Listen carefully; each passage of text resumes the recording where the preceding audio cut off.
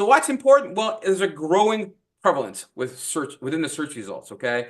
Over 50% of searches now, I think it's actually 54% of searches result in 0 clicks, making it a critical SEO focus because now that's 54% of traffic that may have come to your website that's not going to be clicking anywhere. They're just getting information from Google.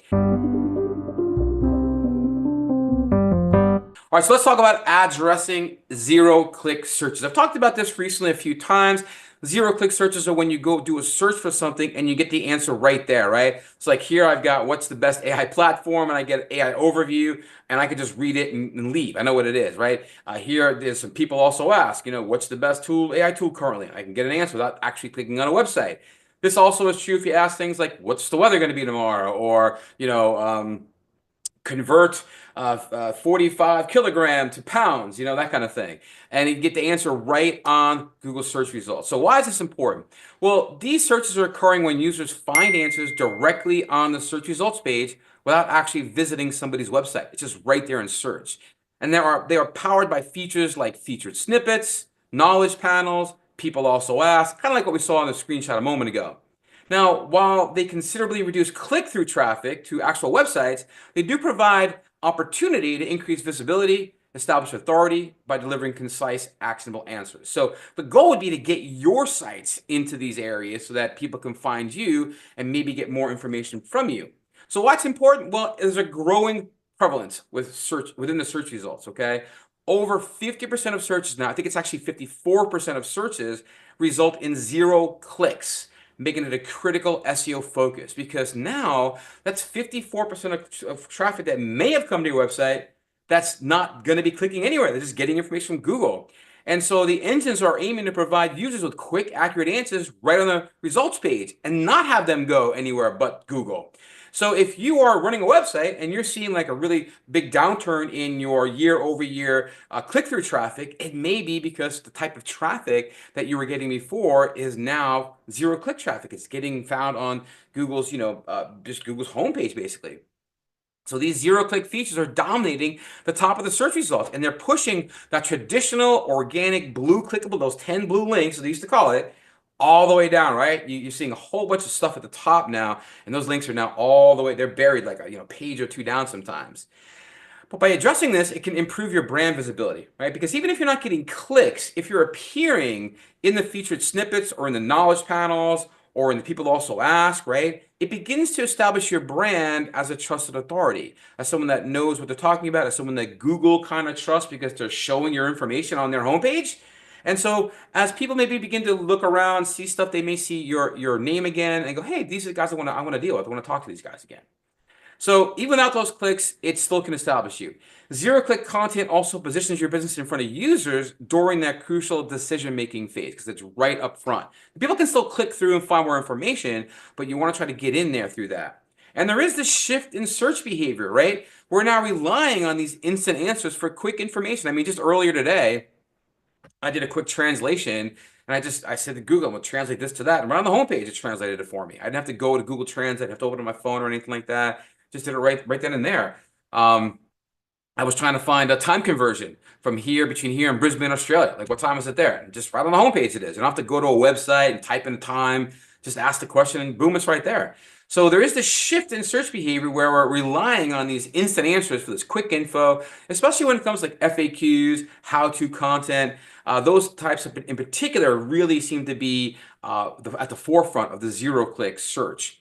And voice search often pulls up responses from 0-click features, which makes it a strategy vital for voice optimization, right? Meaning if you ask Alexa or Siri or, you say, hey, Google, and you ask them to give you an answer to something, a lot of times I know when with my Alexa, it'll say, oh, as seen on this website, and it gives me out an answer, right? So making sure that you're thinking about these as you do your content, as you write your website, is be real helpful. So your best practices for success with 0-click searches is to optimize for these featured snippets, right? So these featured snippets, like the FAQs and people frequently ask, and so people also ask.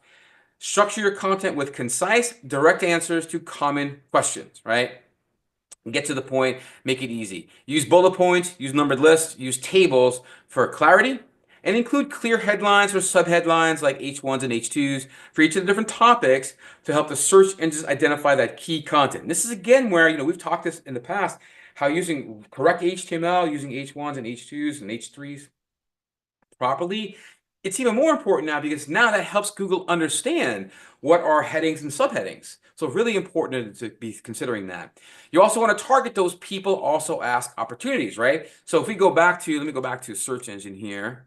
And if I type in, here, what's the best AI tool out there? I'll put that in.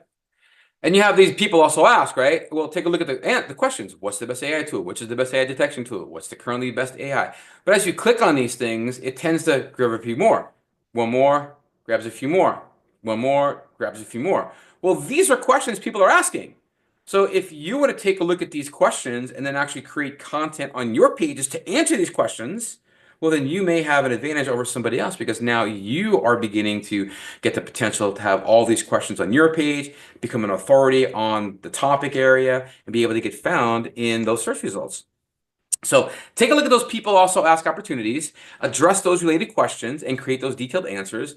You can also look at tools like AnswerThePublic. Even SEMrush has a topic researcher, and these can help you identify trending questions in your niche. You can just type in a keyword phrase, information about your niche or about your client's niche, and AnswerThePublic can give you a bunch of questions that were out there.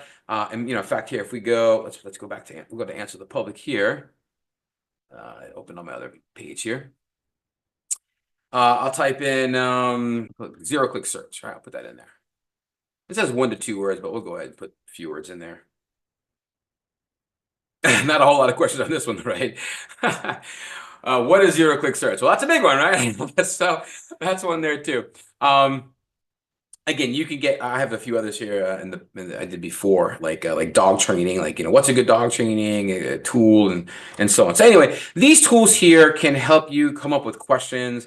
Usually people also ask questions and so on. And then again, format content with those headings that match the common queries to increase chances of appearing, right? So if the heading is the question, then you put a succinct answer below it, you have a better shot at showing up in the people also ask section. And of course, don't forget the rich media, the images, the infographics, the videos to increase likelihood of being featured in other search results areas. Use alt text and descriptive file names to improve your media discoverability. We've talked about alt text in the past, but this is going to help with zero-click stuff as well. And there we go. Implement schema markup to provide structured data for search engine. Schema markup for videos, for images, for content. It's all there. You're going to see schema coming up over and over and over again throughout the presentation. So in conclusion, by addressing these zero-click searches effectively, you can ensure that your brand stays visible, relevant, even when users aren't actually clicking through your site, and it can actually help strengthen trust, boost your authority, and capture users' attention where it matters most, where it's directly on that search results page. Okay, a few additional resources as well for you guys.